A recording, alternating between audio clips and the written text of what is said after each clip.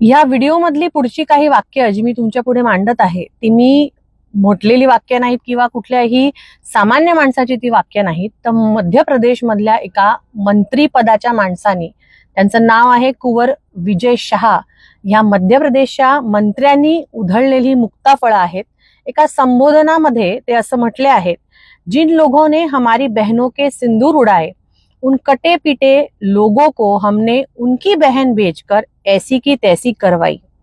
मंत्री पुढे म्हणतात, उन्होंने, आता उन्होंने म्हणजे कोण, आतंकवादियों की कोणी हे ते स्पष्ट करत नाही। ते म्हणतात उन्होंने कपड़े उतार उतार कर हमारे हिंदुओं को मारा और मोदी जी ने उनकी बहन को बेचकर उनकी ऐसी की तैसी करवाई।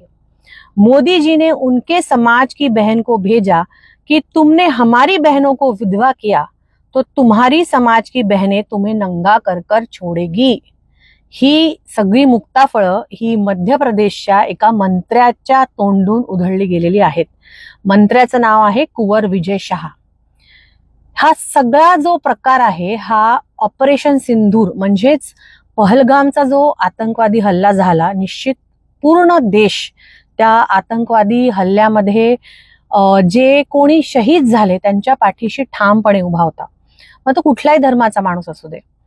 पण त्या आतंकवादी हल्ल्याच्या विरोधामध्ये जेव्हा आतंकवादियांचे जे सगळे तिकडचे अड्डे होते ते भारतीय सेनेने नेस्तनाबूत केले, त्यानंतर पाकिस्ताननी जो काही हल्ला भारतीय सीमांवर केला आणि जे काही सगळं झालं त्या सगळ्या प्रक्रियेमध्ये भारताचा प्रत्येक हिंदू, प्रत्येक मुसलमान, इतर सगळ्या जाती धर्मांची लोक ही आपल्या सरकारच्या पाठीमागे आणि विशेषतः जे सैन्य होतं त्या सगळ्या सैन्य दलाच्या पाठीमागे अगदी ठामपणे उभी राहिली।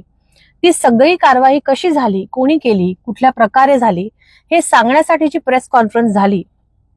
त्या प्रेस कॉन्फरन्समध्ये 2 महिला ज्या अधिकारी होत्या त्यांनी तिथे ती सगळी प्रेस कॉन्फरन्स मांडली। त्याच्यामध्ये एक ज्या होत्या त्या होत्या विंग कमांडर व्योमिका सिंग आणि दुसऱ्या ज्या होत्या त्या होत्या कर्नल कुरेशी। आता कुरेशी हे नाव ऐकल्यामुळे हे जे भाऊ आहेत यांनी जी मुक्ताफळं उधळली की तुमच्या मधल्याच बहिणींना पाठवलं आणि तुमच्या लोकांना उनके म्हणजे नेमकं म्हणायचं काय यांना, की मुस्लिम समाजाच्या महिलेला किंवा त्या अधिकाऱ्याला, ज्या सोफिया कुरेशी अधिकारी होत्या, त्यांना प्रेस कॉन्फरन्स घ्यायला लावली किंवा त्यांनी तिथे मांडलं म्हणून तुमच्या समाजाच्या, की तुम्ही इनडायरेक्टली प्रत्येक मुसलमानाला आतंकवादी असं म्हणताय का? ही जी तुमच्या डोक्यातली घाण आहे ही तुम्ही स्पष्टपणे तुमच्या ह्या सगळ्या वक्तव्यातून मांडत आहात।